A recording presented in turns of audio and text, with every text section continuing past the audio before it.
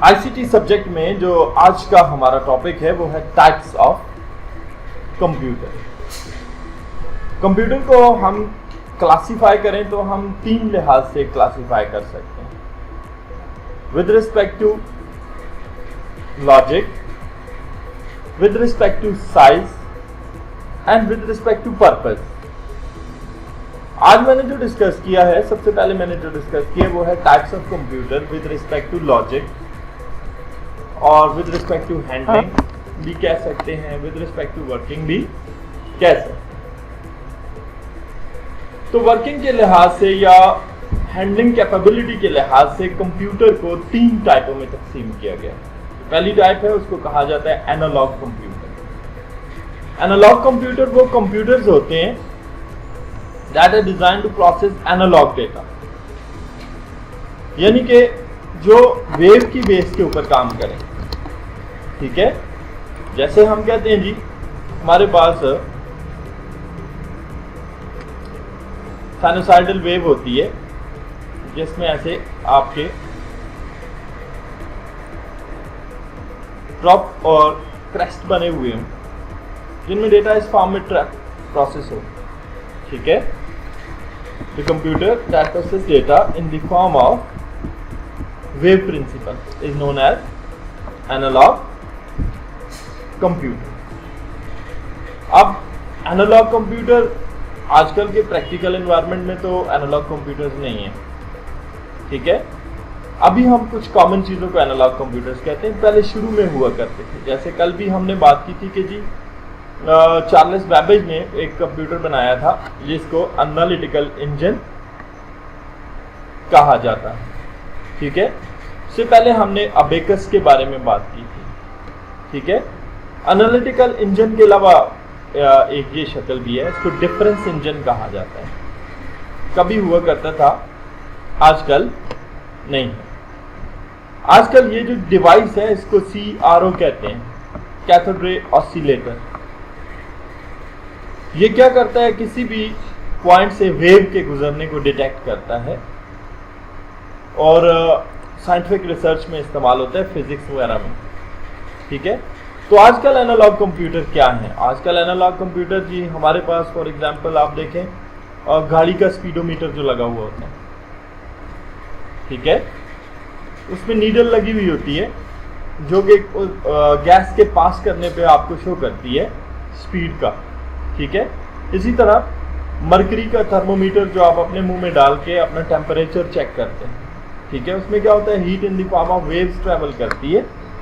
ठीक है, और मरकरी का लेवल राइज करता है या फॉल करता है। ठीक है, इसी तरह ये जो नीडल्स वाली घड़ी आपने पहनी होती है ये भी आपका क्या है, एक एनालॉग कंप्यूटर है, एंड सो ऑन। अब एनालॉग कंप्यूटर क्या है जी, कि ऐसा कंप्यूटर जो रियल टाइम ऑपरेशन को अलाउ करे। ठीक है, और उसको कंप्यूट करे।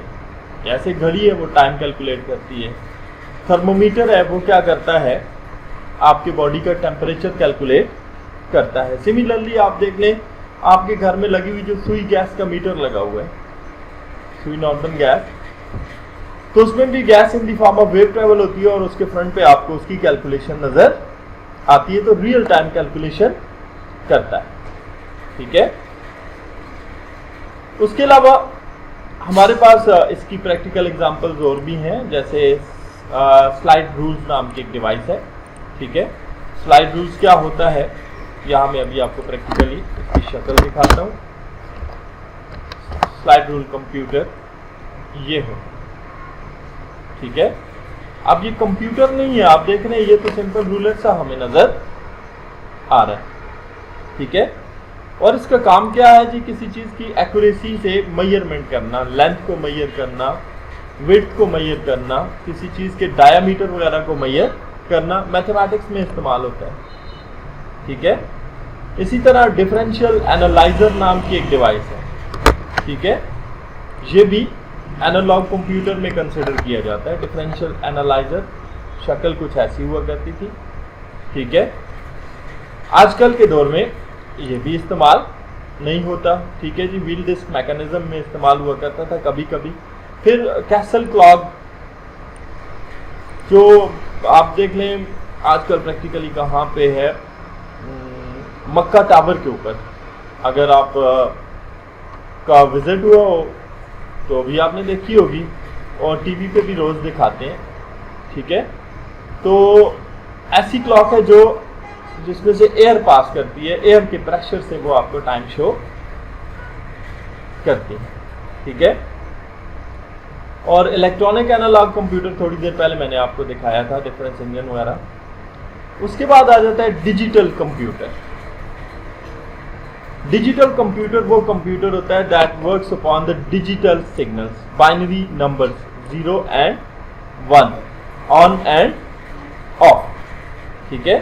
तो ये तो बहुत कॉमन है, आपका पीसी, आपका लैपटॉप, आपका स्मार्टफोन, ये सारे क्या हैं, डिजिटल कंप्यूटर हैं। आपका जो कैलकुलेटर है उसको भी डिजिटल कंप्यूटर ही कहा जाता है, ठीक है।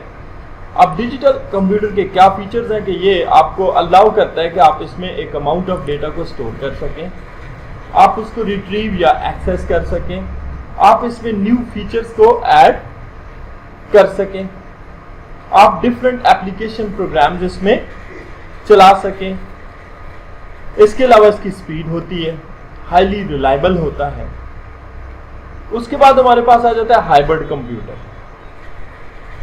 हाइब्रिड कंप्यूटर कौन सा कंप्यूटर होता है, that works upon both digital signal के ऊपर भी काम करे और एनालॉग सिग्नल के ऊपर भी काम करे। तो उस तरह के कंप्यूटर को आप क्या कहते हैं, ये कौन सा कंप्यूटर है, हाइब्रिड कंप्यूटर, ठीक है।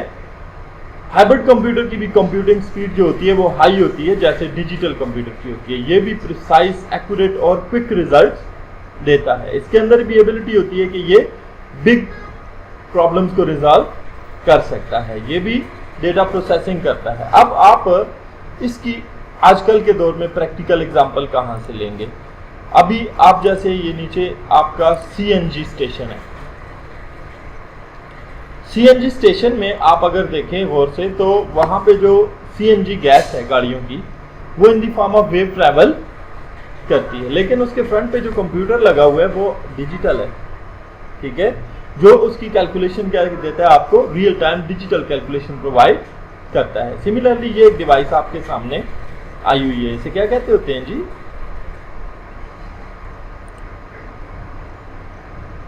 ये एक सोनोग्राफी मशीन है, ठीक है, जो कि अल्ट्रावायलेट रेज की मदद से ह्यूमन की बॉडी के अंदर देख सकती है बीमारियां, ठीक है। अब यहाँ पे अल्ट्रावायलेट रेज क्या है, वेव्स हैं, ठीक है, लेकिन इसका रिजल्ट आपको कंप्यूटर स्क्रीन पे डिजिटल फॉर्मेट में नजर आता है, ठीक है। तो ये आपके क्या है, हाइब्रिड कंप्यूटर्स हैं जो आजकल के एनवायरनमेंट में इस्तेमाल हो रहे हैं। यहां तक तो हमारी बात होगी जी कि कंप्यूटर की वो टाइप हैं जो विद रिस्पेक्ट टू लॉजिक हैं। अब हम बात करते हैं जी कि कंप्यूटर की वो टाइप हैं जो विद रिस्पेक्ट टू साइज हैं। हमने बात की थी जी कि कंप्यूटर को 3 लिहाज से तकसीम कर सकते हैं, साइज के लिहाज से, लॉजिक यानी वर्किंग के लिहाज से और पर्पस के लिहाज से, ठीक है। पर्पस वाले कंप्यूटर कौन से होते हैं उसके बारे में भी बात होगी, अभी साइज के बारे में बात चलेगी। तो साइज के लिहाज से जब हम बात करते हैं तो हम कंप्यूटर को 2 बड़ी टाइपों में तकसीम करते हैं, लार्ज कंप्यूटर और स्मॉल कंप्यूटर। लार्ज कंप्यूटर कौन से होते हैं, जो बड़े बड़े कंप्यूटर्स होते हैं। स्मॉल कंप्यूटर्स कौन से होते हैं, जो छोटे कंप्यूटर। लार्ज कंप्यूटर में 2 ही टाइप हैं, एक है आपके पास सुपर कंप्यूटर और एक है मेन फ्रेम कंप्यूटर, ठीक है। स्मॉल कंप्यूटर में भी 2 टाइप हैं, मिनी कंप्यूटर और माइक्रो कंप्यूटर। माइक्रो को मजीद तकसीम किया गया है पीसी में, लैपटॉप में और पाम टॉप में। Let's see one by one. First of all हमारे पास आ गया जी सुपर कंप्यूटर, लार्जेस्ट और फास्टेस्ट ऑफ ऑल है, सबसे बड़ा कंप्यूटर, सबसे ज्यादा फास्ट। सुपर कंप्यूटर जो है वो ट्रिलियंस ऑफ इंस्ट्रक्शंस को 1 सेकंड के अंदर हल करने की एबिलिटी रखता है। सुपर कंप्यूटर सबसे पहले जो था ये रॉजर क्रे नाम का एक बंदा था, इसने बनाया था 1976 में, ठीक है। सुपर कंप्यूटर की क्या एबिलिटी होती है, ठीक है जी, ये आपके पास लार्जेस्ट और फास्टेस्ट ऑफ ऑल है। सबसे पहली बात तो ये होगी, ठीक है। इसके अंदर एबिलिटी होती है कि ये डेटा को इनक्रिप्ट डिक्रिप्ट कर सकता है। ये 64 बिट वर्ड लेंथ रखता है, ठीक है। ये अपने आगे 10,000 वर्क स्टेशन को चला सकता है, यानी कि 10,000 नेटवर्क की इंस्ट्रक्शन एक ही वर्क में ये सेंड भी कर सकता है और रिसीव भी कर सकता है। सुपर कंप्यूटर को लार्ज एनालिसिस के लिए बनाया गया है कि बड़े बड़े एटॉमिक, न्यूक्लियर, स्पेस और साइंटिफिक रिसर्चेस के लिए इसको डिज़ाइन किया गया है। सुपर कंप्यूटर बहुत ही एक्सपेंसिव होता है और कॉमन यूज़ के लिए अवेलेबल नहीं है। ये है जी सुपर कंप्यूटर। ज़रा चेक करें, आपको इसकी शक्ल यहाँ पे नजर आ रही है जी। एक लार्ज साइज कंप्यूटर, ठीक है। ये भी सुपर कंप्यूटर की एक शक्ल है। एक बड़ी बिल्डिंग जितना आपको नजर आ रहा है सुपर कंप्यूटर, ठीक है। ये वहां पे इस्तेमाल होता है जहां पे न्यूक्लियर रिसर्च हो रही हो, स्पेस रिसर्च हो रही हो। जैसे हमारे पाकिस्तान में इस वक्त 6 न्यूक्लियर रिसर्च लैब्स हैं। इसका मतलब है कि हमारे पाकिस्तान में इस वक्त 6 सुपर कंप्यूटर्स मौजूद हैं, ठीक है। तो बाकी आम यूज़ के लिए नहीं है, लोग इसको कॉमनली इस्तेमाल नहीं करते। दूसरी बड़ी टाइप जो है वो है जी मेन फ्रेम कंप्यूटर। इस वक्त आप अपने सामने स्क्रीन के ऊपर मेन फ्रेम कंप्यूटर को देख रहे हैं। तो जैसे हमने बात की जी कि सुपर कंप्यूटर एक बड़ा कंप्यूटर होता है, तो मेन फ्रेम कंप्यूटर भी एक बड़ा कंप्यूटर ही होता है। आप ये समझे कि सुपर कंप्यूटर अगर एक बिल्डिंग जितना है तो मेन फ्रेम कंप्यूटर एक दीवार जितना तो हो गई, ठीक है, एक बड़े रूम जितना होता है। मेन फ्रेम कंप्यूटर जो है ये भी लार्ज कंप्यूटर्स की कैटेगरी में आता है। मेन फ्रेम कंप्यूटर की जो वर्ड लेंथ है वो भी 64 कैरेक्टर्स है और ये 100, thousands बल्कि मिलियंस ऑफ यूजर्स को एक ही वक्त में सपोर्ट करने की एबिलिटी रखता है। मेन फ्रेम कंप्यूटर अपने आगे 1000 वर्क स्टेशन को चला सकता है, यानी 1000 नेटवर्क्स की इंस्ट्रक्शन को सेंड भी कर सकता है और रिसीव भी कर सकता है। Main frame computer huge data processing की एबिलिटी रखता है, इसकी स्टोरेज बहुत ही ज्यादा होती है। तो मेन फ्रेम कंप्यूटर को कौन इस्तेमाल करता है? इसे इस्तेमाल करते हैं नेटवर्किंग जायंट्स। नेटवर्किंग जायंट्स कौन है? गूगल। आप गूगल पे कुछ भी लिखते हो, किसी भी कैटेगरी का data, with in a second Google आपको वो डेटा आपके सामने खोल कर दे देगा। तो कहां पर है वो डेटा? गूगल के सर्वर के अंदर, गूगल के मेन फ्रेम्स के अंदर पड़ा हुआ है, ठीक है, जहां पे गूगल वालों ने अपनी डेटा रिपोजिटरी रखी हुई है। जैसे ही आप गूगल के सर्च इंजन पे सर्च करते हो तो आप दुनिया के किसी भी कोने में बैठे हो तो वो डेटा आपके सामने प्रेजेंट हो जाता है, ठीक है, क्योंकि मेन फ्रेम कंप्यूटर्स बहुत ही हाई स्पीड कंप्यूटर्स होते हैं, ठीक है, और हजारों लाखों यूजर्स इनको दिन में इस्तेमाल कर रहे होते हैं। ये जो आप गूगल पे सर्च कर रहे हैं आप उनका मेन फ्रेम कंप्यूटर यूज कर रहे हैं, ठीक है। इसी तरह याहू है, इसी तरह अल्टा वेस्टा है, MSN है। ये दुनिया के वो बड़े सर्च इंजन हैं जिनके पास ह्यूज अमाउंट में डेटा है और ये आपको सर्व कर रहे हैं, ठीक है, वो डेटा। तो इनके जो सर्वर कंप्यूटर्स हैं उन कंप्यूटर्स को आप क्या कहते हैं? ये क्या है? Main frame computers. बात हो रही थी हमारी मेन फ्रेम कंप्यूटर के ऊपर। मेन फ्रेम कंप्यूटर के बाद अब हमारी जो कैटेगरी कंप्यूटर्स की आ जाती है वो है स्मॉल कंप्यूटर्स। स्मॉल कंप्यूटर्स में मिनी फ्रेम भी इसे कहा जाता है और मिनी कंप्यूटर भी इसे कहा जाता है। मिनी नाम मिनी है, इतना छोटा नहीं होता है ये आप देख सकते हैं, ये एक मिनी कंप्यूटर है, एक बड़ी अलमारी जितना कंप्यूटर होता है ये, ठीक है। तो लेकिन पोर्टेबल है, यानी कि सुपर कंप्यूटर और मेन फ्रेम कंप्यूटर की तरह आप इसको ये नहीं कह सकते कि इसको आप उठा के एक जगह से दूसरी जगह नहीं ले जा सकते हैं, ये पोर्टेबल होते हैं, ठीक है। इस कंप्यूटर की वर्ड लेंथ भी जो होती है वो 64 कैरेक्टर्स होती है। इस कंप्यूटर में ये एबिलिटी होती है कि इसमें maximum number of hard disk आप अटैच कर सकते हैं और बहुत बड़ा डेटा इसके अंदर प्रोसेस कर सकते हैं। मिनी कंप्यूटर को या मिनी फ्रेम कंप्यूटर को आपने किस लिए बनाया गया है? ये बड़ी ऑर्गेनाइजेशंस के लिए बनाया गया है, नेशनल डेटाबेसेस के लिए बनाया गया है। जैसे नादरा हमारे पाकिस्तान में नेशनल रजिस्ट्रेशन डेटाबेस अथॉरिटी है, उनके पास पूरे के पूरे पाकिस्तान के लोगों का डाटा पड़ा हुआ है, ठीक है। तो वो डाटा जिस कंप्यूटर पे जाके सेव होता है उनके सेंट्रल कंप्यूटर में, वो एक मिनी कंप्यूटर है, ठीक है। सिमिलरली पाकिस्तान स्टॉक एक्सचेंज है जहां पे लाखों ट्रांजैक्शन सेकंड्स में होती हैं, ठीक है, वहां पे ये कंप्यूटर काम करते हैं, मिनी कंप्यूटर, ठीक है। पाकिस्तान आर्मी हो गई, उनके लिए भी डेटा प्रोसेसिंग के लिए कंप्यूटर्स हैं, वो कौन से हैं? मिनी कंप्यूटर्स हैं। ये भी कॉमन यूज के कंप्यूटर्स नहीं है, बहुत फास्ट कंप्यूटर होते हैं, बहुत एक्सपेंसिव कंप्यूटर्स होते हैं। अच्छा जी, मिनी कंप्यूटर के अलावा एक और टाइप है, ये वैसे पीसी में ही होता है, इसको वर्क स्टेशन कहते हैं, ठीक है। चले वर्क स्टेशन को अलग से देख लेते हैं जरा कैसा होता है। वर्क स्टेशन कंप्यूटर बेसिकली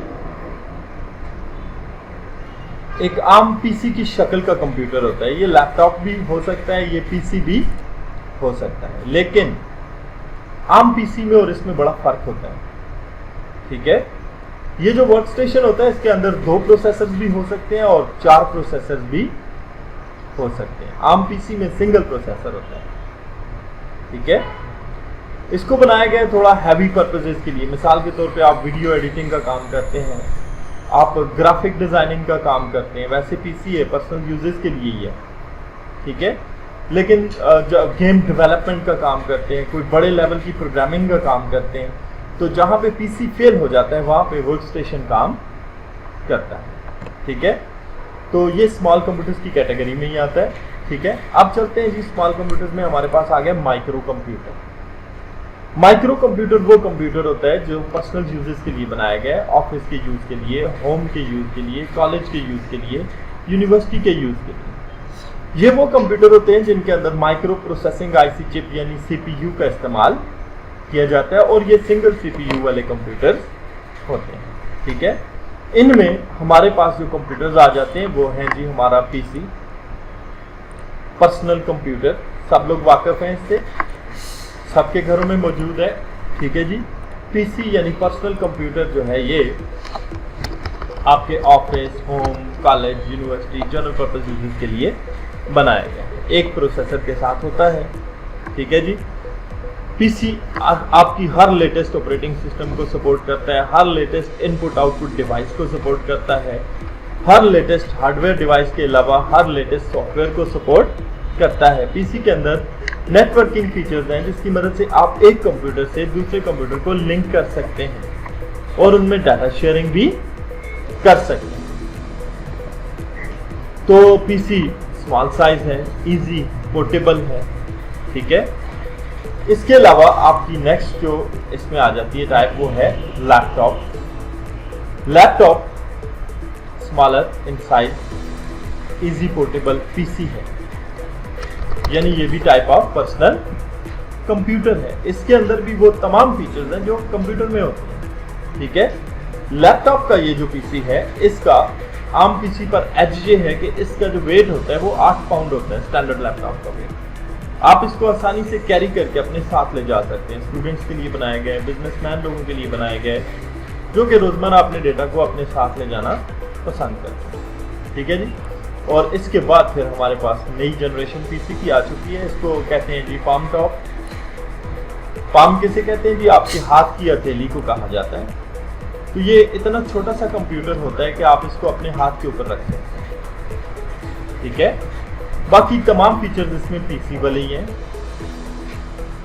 ये भी हर तरह की हार्डवेयर, सॉफ्टवेयर, नेटवर्किंग को सपोर्ट करता है। जैसे आप स्टैंडर्ड लैपटॉप या पीसी इस्तेमाल करते हैं, ये भी उसी तरह इस्तेमाल होता है, लेकिन ये बहुत ही एक्सपेंसिव होता है। ठीक है। इसको किस लिए बनाया गया है कि बिजनेसमैन लोग इसको इस्तेमाल